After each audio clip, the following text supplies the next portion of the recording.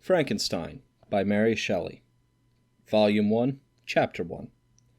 I am by birth a Genevese, and my family is one of the most distinguished of that republic. My ancestors had been, for many years, councillors and syndics, and my father had filled several public situations with honor and reputation. He was respected by all who knew him for his integrity and indefatigable attention to public business. He passed his younger days perpetually occupied by the affairs of his country, and it was not until the decline of life that he thought of marrying, and bestowing on the state sons who might carry his virtues and his name down to posterity. As the circumstances of his marriage illustrate his character, I cannot refrain from relating them. One of his most intimate friends was a merchant who, from a flourishing state, fell, through numerous mischances, into poverty. This man, whose name was Beaufort, was of a proud and unbending disposition, and could not bear to live in poverty and oblivion in the same country where he had formerly been distinguished for his rank and magnificence. Having paid his debts, therefore, in the most honourable manner, he retreated with his daughter to the town of Lucerne, where he lived unknown and in wretchedness. My father loved Beaufort with the truest friendship, and was deeply grieved by his retreat in these unfortunate circumstances. He grieved also for the loss of his society, and resolved to seek out and endeavour to persuade him to begin the world again through his credit and assistance. Beaufort had taken effectual measures to conceal himself, and it was 10 months before my father discovered his abode. Overjoyed at this discovery, he hastened to the house, which was situated in a mean street near the Royce. But when he entered, misery and despair alone welcomed him. Beaufort had saved but very small sum of money from the wreck of his fortunes, but it was sufficient to provide him with sustenance for some months, and in the meantime he hoped to procure some respectable employment in a merchant's house. The interval was consequently spent in inaction. His grief only became more deep and rankling, when he had leisure for reflection, and at length it took so fast hold on his mind that at the end of 3 months he lay on a bed of sickness, incapable of any exertion. His daughter attended him with the greatest tenderness, but she saw with despair that their little fund was rapidly decreasing, and that there was no other prospect of support. But Caroline Beaufort possessed a mind of an uncommon mould, and her courage rose to support her in her adversity. She procured plain work, she plaited straw, and by various means contrived to earn a pittance scarcely sufficient to support life. Several months passed in this manner. Her father grew worse, her time was more entirely occupied in attending him, her means of subsistence decreased, and in the 10th month her father died in her arms, leaving her an orphan and a beggar. This last blow overcame her, and she knelt by Beaufort's coffin, weeping bitterly, when my father entered the chamber. He came like a protecting spirit to the poor girl, who committed herself to his care, and after the interment of his friend, he conducted her to Geneva, and placed her under the protection of a relation. 2 years after this event, Caroline became his wife. When my father became a husband and a parent, he found his time so occupied by the duties of his new situation that he relinquished many of his public employments, and devoted himself to the education of his children. Of these I was the eldest, and the destined successor to all his labours and utility. No creature could have more tender parents than mine. My improvement and health were their constant care, especially as I remained for several years their only child. But before I continue my narrative, I must record an incident which took place when I was 4 years of age. My father had a sister, whom he tenderly loved, and who had married early in life an Italian gentleman. Soon after her marriage, she had accompanied her husband into her native country, and for some years my father had very little communication with her. About the time I mentioned she died, and a few months afterwards, he received a letter from her husband, acquainting him with his intention of marrying an Italian lady, and requesting my father to take charge of the infant Elizabeth, the only child of his deceased sister.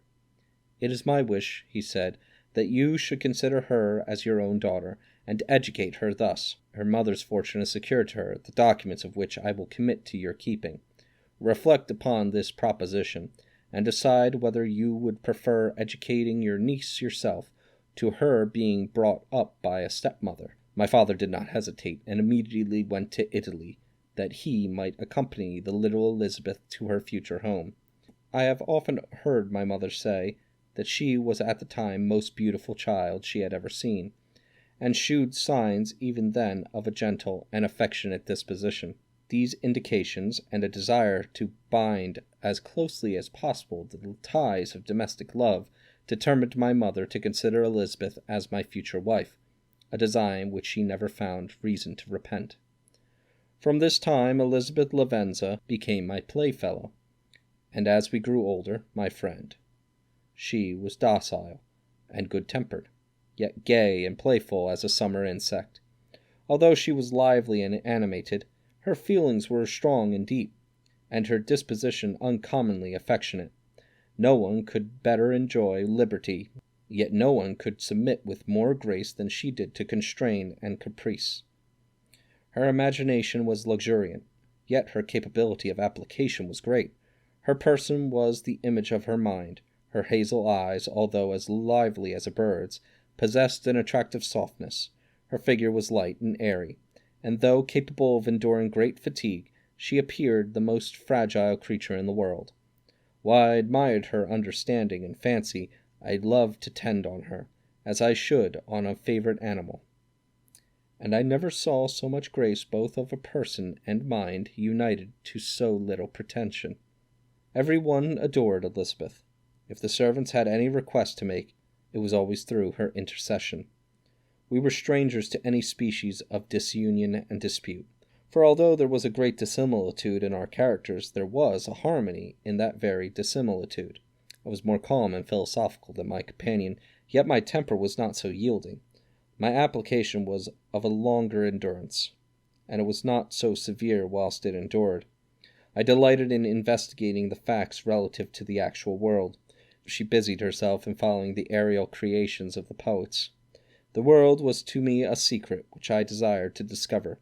To her it was a vacancy which she sought to people with imaginations of her own. My brothers were considerably younger than myself, but I had a friend in one of my schoolfellows, who compensated for this deficiency.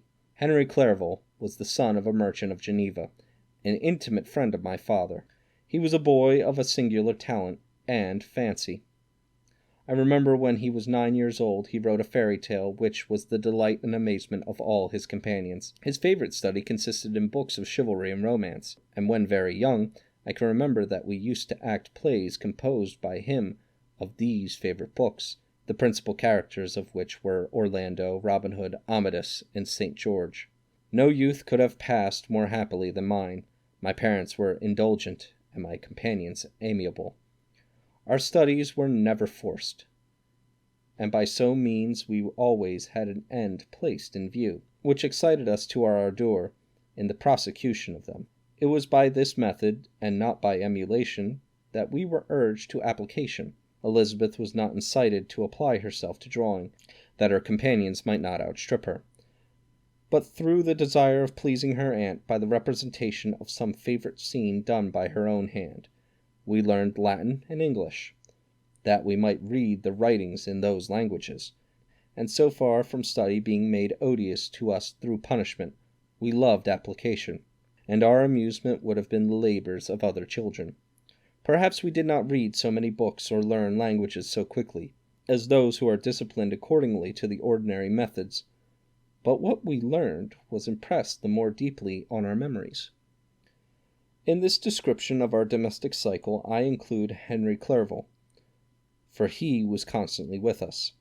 He went to school with me, and generally passed the afternoon at our house, for being an only child, and destitute of companions at home, his father was well pleased that he should find associates at our house, and we were never completely happy when Clerval was absent. I feel pleasure in dwelling on this recollection of childhood. Before misfortune had tainted my mind and charged its bright visions of extensive usefulness into gloomy and narrow reflections upon self. But, in drawing the picture of my early days, I must not omit to record those events which led by insensible steps to my after tale of misery. For when I would account to myself for the birth of that passion which afterwards ruled my destiny. I find it arise, like a mountain river, from ignoble and almost forgotten sources, but swelling as it proceeded, it became the torrent of which, in its course, has swept away all my hopes and joys. Natural philosophy is the genius that has regulated my fate. I desire, therefore, in this narration, to state those facts which led to my predilection for that science. When I was 13 years of age, we all went on a party of pleasure to the baths near Tournon. The inclemency of the weather obliged us to remain a day confined to the inn. In this house I chanced to find a volume of the works of Cornelius Agrippa. I opened it with apathy. The theory which he attempts to demonstrate, and the wonderful facts which he relates, soon changed this feeling into enthusiasm. A new light seemed to dawn upon my mind, and, bounding with joy, I communicated my discovery to my father. I cannot help remarking here the many opportunities instructors possess of directing the attention of their pupils to useful knowledge, which they utterly neglect. My father looked carelessly at the title page of my book and said, "Ah, Cornelius Agrippa, my dear Victor, do not waste your time upon this. It is sad trash." If, instead of this remark, my father had taken the pains to explain to me that the principles of Agrippa had been entirely exploded, and that a modern system of science had been introduced, which possessed much greater powers than the ancient, because the powers of the latter were chimerical, while those of the former were real and practical.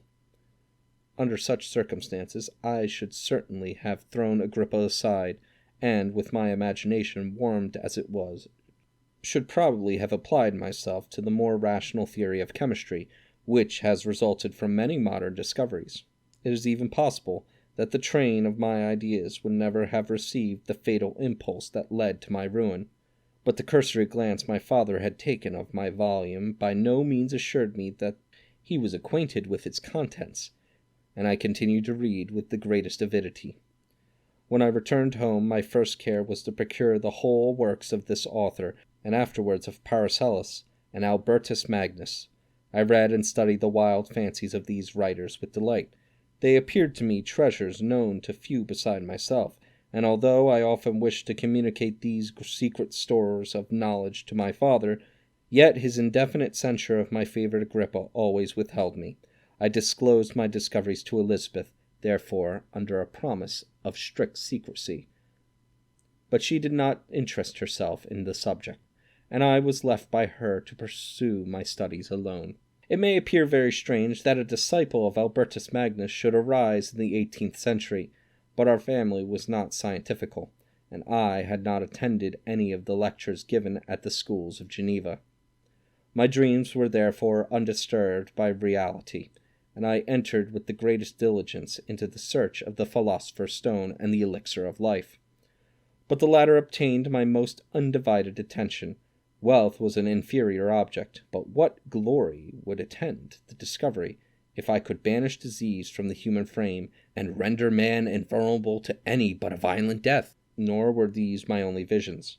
The raising of ghosts or devils was a promise liberally accorded by my favorite authors, the fulfillment of which I most eagerly sought.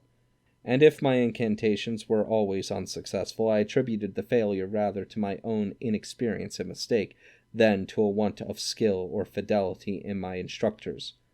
The natural phenomena that take place every day before our eyes did not escape my examinations. Distillation, and the wonderful effects of steam, process of which my favorite authors were utterly ignorant, excited my astonishment, but my utmost wonder was engaged by some experiments of an air-pump, which I saw employed by a gentleman whom we were in the habit of visiting.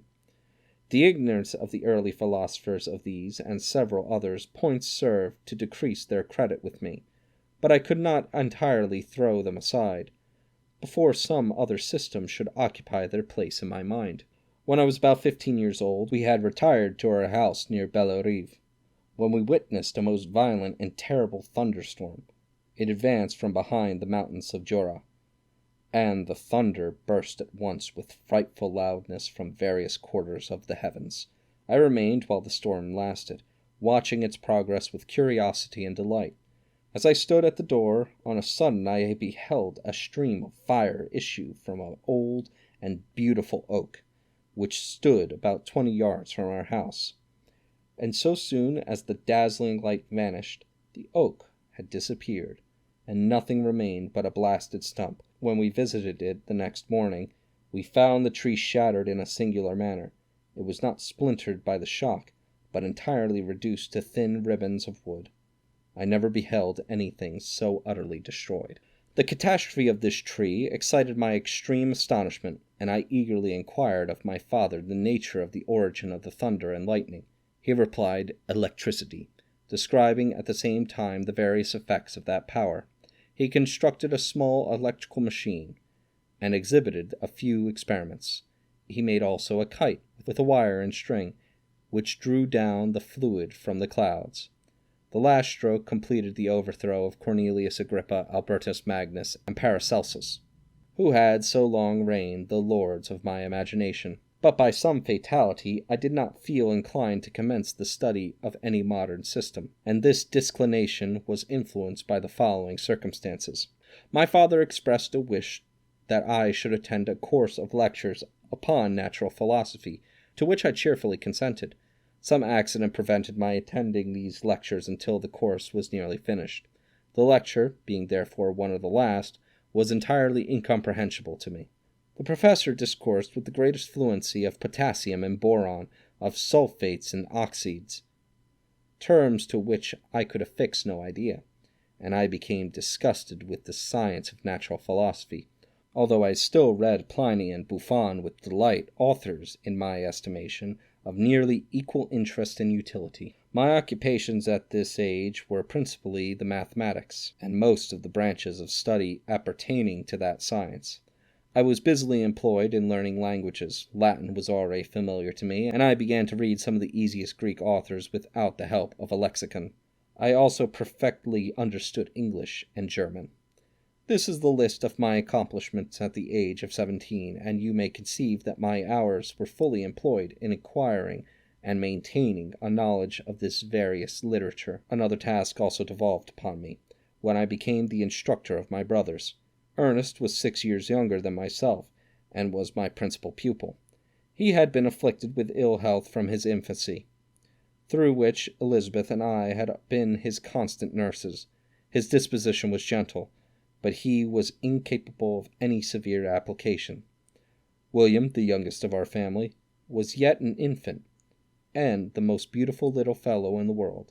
His lively blue eyes, dimpled cheeks, and endearing manners inspired the tenderest affection. Such was our domestic circle, from which care and pain seemed forever banished. My father directed our studies, and my mother partook of our enjoyments. Neither of us possessed the slightest preeminence over the other. The voice of command was never heard amongst us, but mutual affection engaged us all to comply with and obey the slightest desire of each other.